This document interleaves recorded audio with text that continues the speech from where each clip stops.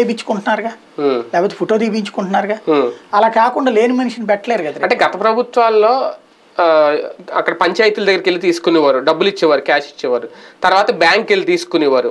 ఇప్పుడు నేరుగా అకౌంట్లో వేస్తున్నారు. ఇప్పుడు రేపు పొద్దున్న ప్రభుత్వం మారితే మళ్ళీ బై హ్యాండ్ ఇచ్చేలాగా మారుస్తారా వీళ్ళు? అప్పుడు మారిపోద్ది. ఆల్రెడీ ఇప్పుడు బై హ్యాండ్ ఇస్తున్నారుగా పెన్షన్లు, వాలంటీర్ ద్వారా ఇస్తున్నారు. అంటే ఇప్పుడు వీళ్ళు కూడా మేము వాలంటీర్ పెడతామన్నారు కదా, ఇస్తారు వీళ్ళు కూడా.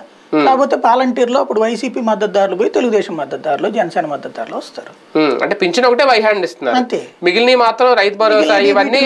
అంటే అతను వీళ్ళ చేతిలో కూడా లేదు, అది డైరెక్ట్ గా సెంట్రల్ గవర్నమెంట్ వాళ్ళ అకౌంట్ లో ఇస్తుంది. వీళ్ళైనా అంటే వాళ్ళు ఇచ్చా 2500 పడుతుంది, వీళ్ళది మళ్ళీ సెపరేట్ పడుతుంది కదా 8000 వేస్తారు. వీళ్ళు 20,000 అన్నారు కదా, అంటే మొత్తం అంతా వీళ్ళు కూడా అకౌంట్ లో వేస్తారా? మిగతా 14,000 వీళ్ళ అకౌంట్ లోనే వేస్తారు. ఏముంది అంటే డీబీటీ కూడా ఏమైనా మార్చేస్తారా వీళ్ళు? చూడాలి తర్వాత, ఇప్పుడైతే ఏం చెప్పట్లేదు కదా, అది కూడా మనం ఏమనలేము, తర్వాత చూడాల్సింది ఎవడిష్టం వాడితే.